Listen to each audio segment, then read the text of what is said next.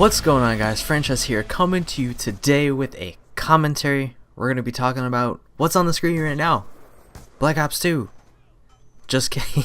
We're going to be talking about YouTube today, and it's one of those things that myself get asked all the time, frequently, and a lot more frequently, because I have a lot of people that are coming to me with advice about how to start a YouTube channel.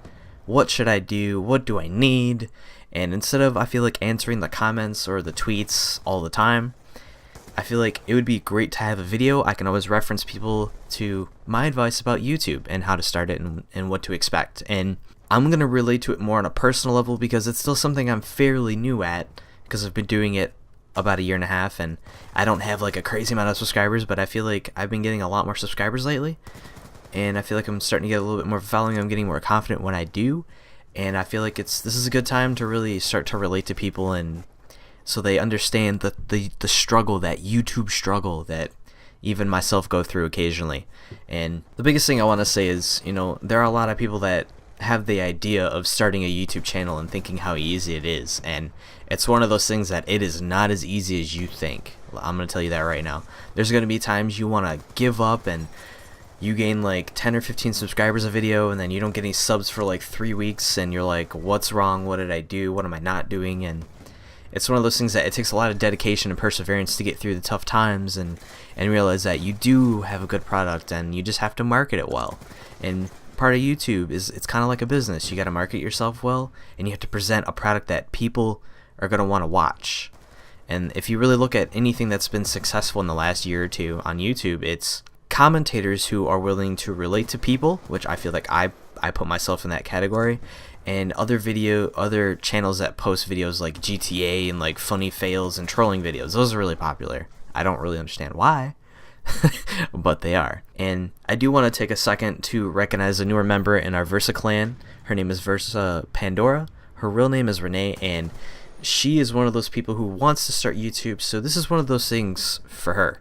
This is so she can kind of not feel alone in that new YouTube struggle. And I'm sure there's a lot of my subscribers that I recently have who have channels of their own. I know there are a few, and they ask me for help, and I never mind helping out you guys, because you guys help me. You guys are the reason that I have not given up on this. And there's been times that honestly I have wanted to give up on YouTube. The subscribers keep me going, and because let's face it, if you don't have 5 million subs, this is for fun. This is a hobby. This is not a job. And when it starts to feel like a job, when you feel like you need to post commentary, then it's not going to be fun, and you're going to feel really unnatural. And that's one of my biggest suggestions to people is, if you don't really have anything to talk about, or you don't feel strongly about what you want to talk about, don't post it, because people will recognize it. I can't tell you how many times that I click on a video and it's somebody just talking like, yeah, I got a nuclear gameplay, I mean, it's kind of good. It's like, I left the video. I left it already. I don't want to hear it. You have to sound confident and exude confidence in your videos, but you still have to remain humble. And I feel like that's the biggest part of just relating to people, is being humble and understanding that everybody is in different places, and the best way to be successful is to make people feel like they can relate to you. I cannot stress that enough, because the more people relate to you, the more that they're willing to come and listen to what you talk about. And you never know, sometimes you'll have a subscriber be like, hey, can you talk about this, and I want to know how you feel about this. And it's a good way to get topic ideas, because topics are a really big thing. If you don't really have anything to talk about and you kind of mumble your way through a video, people are not going to want to listen to you. They're just thinking you're rambling.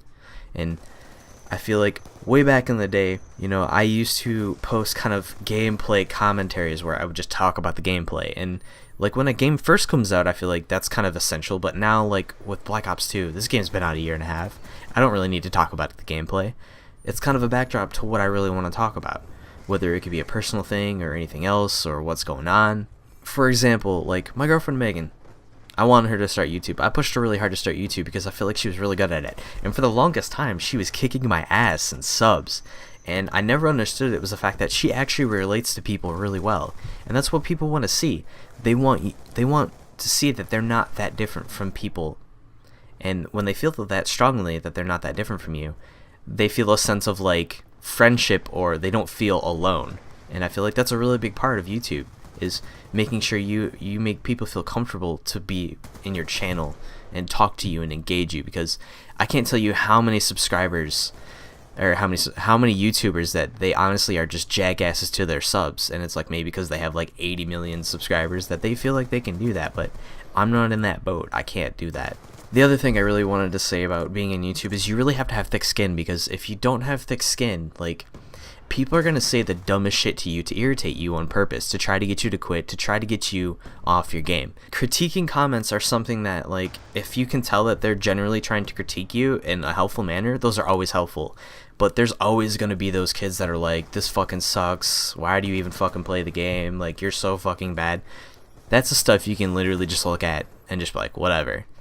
But there's always those people in your life that are gonna, I always have that one person I let hear a commentary before I post it, because they know me very well, they're very objective, and I trust what they say. And, you know, if you have that one person that can kind of help you when you start, say, hey, does this sound good?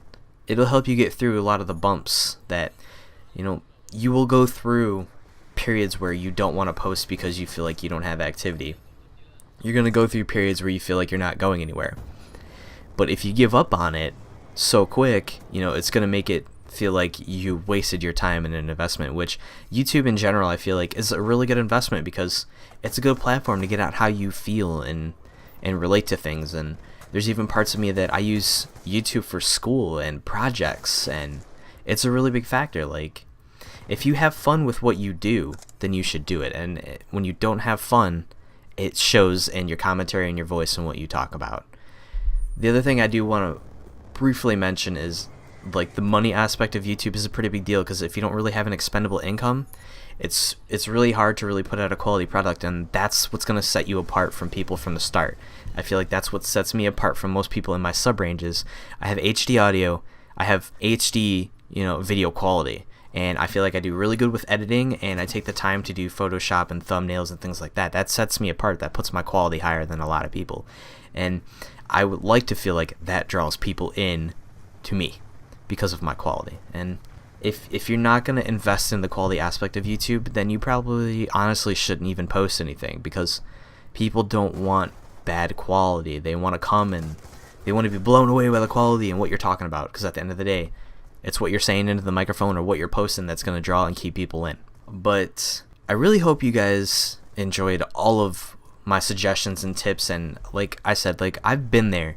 Starting YouTube is one of those things that you think is going to be so much fun, and then you realize how much work it is, until you really understand the fact that it does take work. And if you accept the fact that it takes work and you're willing to put in the hard work to start, it does get easier, I promise you. The last few months for me, YouTube has been so much easier for me. I've gotten more subscribers. It makes it more fun, and the subscribers are what keep me here. I don't want to spend 3 hours editing and posting a video for like 5 subscribers. That's kind of a waste of time. If you really like to do it and you have fun doing it, then do it.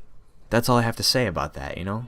I hope you guys enjoy the commentary. If you ever have any questions, my Twitter is always in the description. It's always something you can reach me at. I prefer people to reach me on Twitter just because it's really easy to talk to me there. It's on my iPhone, and my iPhone is literally next to me 24 hours a day. So if you guys ever need anything, let me know there. But I hope you guys have a great weekend, and until next time, I will talk to you guys soon. Later.